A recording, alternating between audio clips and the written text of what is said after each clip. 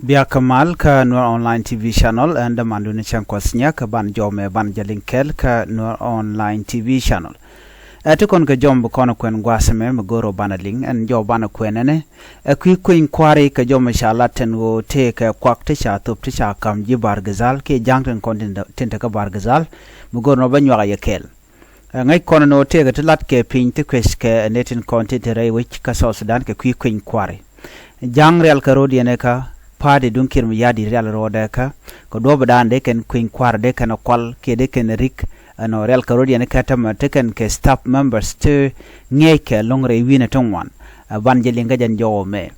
take material ti cha kam ka ba kan content ka bar gazal ti gorno banyo ka yakel re ler kana me ka doba dan de kon dial men le rɔɔdɛ de kon ngai ke je ngai kon kir mayardi ka jan gwas me tilade ka tibej bej ban jome ban jeling South Sudan National Election Commission shika torbiel and Courager hard top shikana kam jiwajan shalke bar gazal devje shaling cha torbiel cha ja kamnetin kontin terewe ka bar gazal la jang torbiel mo elan Courager hard top shikana kam ji bar gazal ka kuëny kwari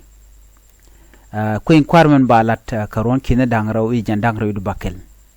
ko biken kuëny kwari bikan kule jakka gwa ki bikan te diala konen gorge kir mayardi bikan ga kulu wurika amurai kon ga kuëny kwari right now DOJ is not the time ko ngai kon madana le roda kuëny kwari sha de lat ka te ka tambone te sha lok te sha guje no dongde kan participate ka kuëny kwar man balat ke 2026 ngai kon diala no ka chanya dangro bakel ka pai waro ron kina dangro wi dangro bakel ba kuëny kwar ba ja to ka ja dia ngai kondial we all are aware of that dundo on tama kajan gwasme cha bonne ko kien cha no ko de ken campaign de ken lat kajan jo me leng manda la roda en kuëny kwari balat ke kwimale me cha tan koron kin dangro wal badak ala gur ken shok te kon e cha tan la male dan e cha tan kir mayardi ken Dr. Machar ten rei wika kortum alaman shalke revitalized peace agreement ngai kon madana shalat no en Dr. Machar kejen gwasame ngai kono jen ngode lwa yena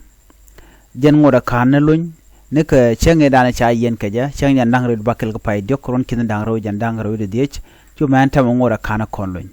ka jom shalat ngai kone en go chaje yen ka yan keje alo dop ke nije sio jen te ga der mi shalat mi de kular no jen ci Dr. Machar ci der me ci jalat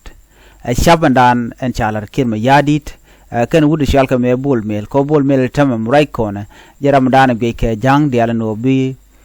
kume be jarwa ke bo gwa kir mayardi ci ma ngai kone no kir mayardi te ke joyi anon en joyi no mo be ke jen wo bi bol mel bo godde ngai kon plan de ale kone shalat kume kir mayardi me ngode me kan Dr. Machar ne me dan e kan yen no kir mayardi chon no dare kode je to batela gwa to je choto ka Western Equatoria bogane ten kontela kuma SPLA ayo joje ne di alten content ka morobo ne di kontela civilian ngai kon me dan le kir mayardi da chokan no tele mishro de lot mdong de kwet dwer ka je ke de wi da ro de je ke je amen me che plan do che nyo le ne ko bogoten content nuerten gwal dan to power Dr. Machar te ten la dor nueri kanasir ulang lungashuk na fan ga panye jar ke kama yom chogoro no ba maji mo beje to ko yatten tuk da ka yat mach jena kula te ka korndit me che ral mo je tok tin chu man wale ke che tin ral mo kam kuma kir mayardi kanane te kon lan were kajan do badana shwa Dr. Machar chwa chugoro no jen ba je yen ka kwida na me chara do na me misha politicide netin kontila kuma kir mayardi yala do jena tactic ke move mu gorka jeno babul mel ba je install la president rei wika South Sudan batam ku kana dwal ko de kan la direct ko ngai kena gwano chama dan let kana shaje no so murai kone ngure ka mo ngure tetin ko miti Dr. Machar te lo yena chire me te lo yena me te la domi mo me de mal de jalat ke je ki de kuëny kwade lat ke je despite all of this and what Dr. Machar te lo yena ngot kir mayardi we ko ba kuëny kwade ba jalat ka jana chetam dit che we sentama no ko la no pet diok ki pet DH ki pas ngwan ki peroba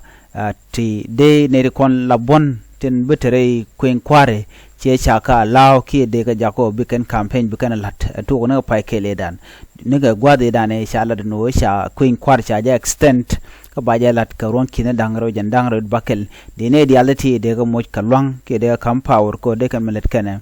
de kan lat ko de ga kulo nok ne tin content buka kwan duno kan kir gorno baga mo ke chance gwada me chala do ne sha kwaktu ngwan cha kam jang tin te ka bargazal ka kwaktu ngwan long chi ka kwaktu tot okay cha wudu shalke ak angel udo agany Angelo Udo Agany, agent chairperson of the State High Electoral Commission. Jajo jalado ke Sunday. No ka chang jandangro widero ka pawakal ron kindangro jandangro dit milawale. Ajani she office de ajani cha ka jako ba ke ngech ki cha kam kwang ngisha furniture solar panel system from the National Electoral Commission and the Community Aid Relief and Development Organization Cardo kanetin kontin tup ko logo mo kanedi ti pai kon kala dene ja mo ka kamni mo ka tungwan long ti lanyeng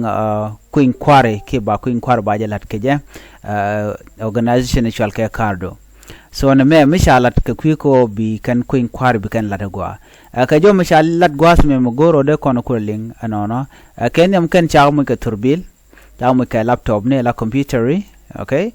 kan chamu ke jakani kan notebook to beken gwar keje chalat ban wonena chalat kenen go te kene ti wanti chawu ngeche ne ka Japan kene chawu nge ke Uganda kene ti kene content ba kuëny kware ba jalat ke tedien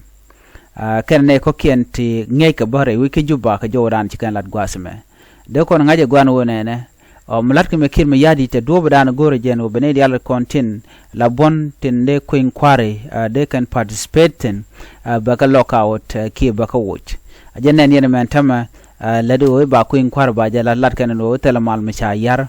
ka jano Dr. Riek Machar ngodo lo yena nyok bontin ko kiena kontin tere ke so Sudan cheke ngi teram ngi ke so mo nyoden gone me chabu ka gwade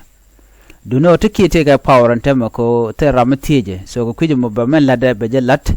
en kir anono ka gwad dana wo Dr. Machar wajalun bianena no kuëny kwar chebo ko gwasde shirkamen gore kir mi yadi gore jen wo cha kuëny kwar cha bulat ajene dano ko extend che extend kare ki ka diok en kir